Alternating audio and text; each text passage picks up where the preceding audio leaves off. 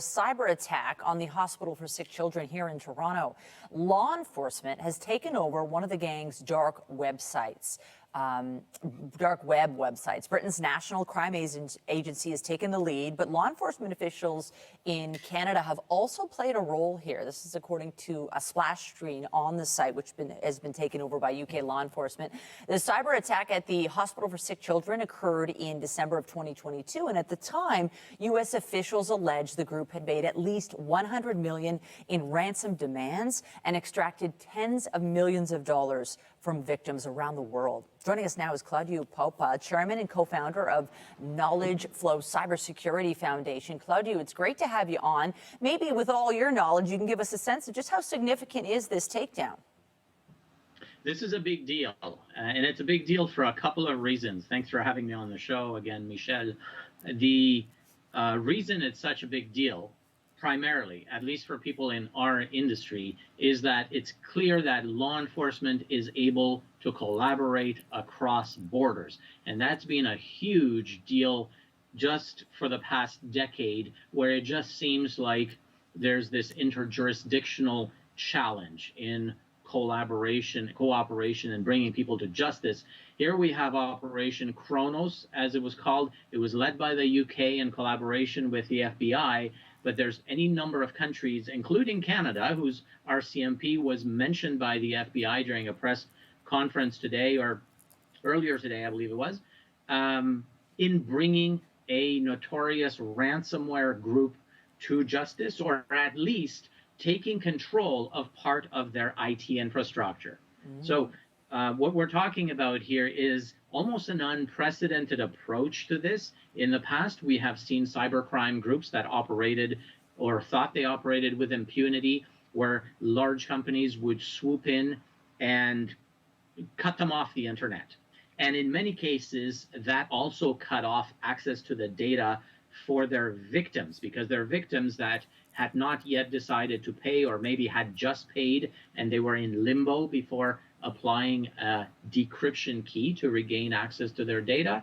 They ran the risk of losing access to that data. But today, using this new approach, they managed to not just take over the website, but also publish those decryption keys that victims are able to use to regain control of their information. So it's a big deal. Now, often it feels with this type of crime, how can law enforcement agencies around the world possibly get a handle on it? Maybe you can give us a sense of how big a problem LockBit has been. What level of player in this game are they? To understand how LockBit and ransomware as a service businesses work, think of them as a software development company. The software development company created a website that is used for entrepreneurial people to supplement their earnings. All of these people are criminals. So a ton of these people will sign up with the LockBit company.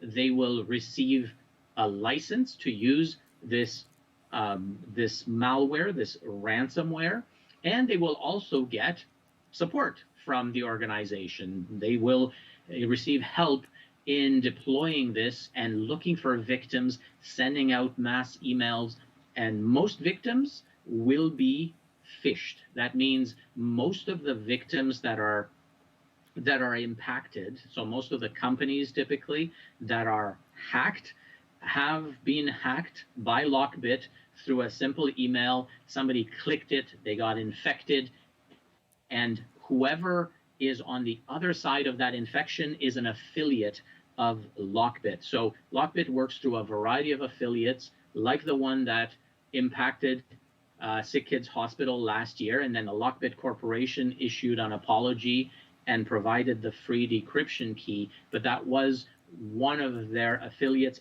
allegedly, that had performed that action. So we don't know how many affiliates have been arrested, but we do know that this Operation Kronos that's taking place today is now putting a timer on the time that it will take to arrest all of those affiliates, or at least a good number of them. So it's quite interesting the degree to which they're being trolled.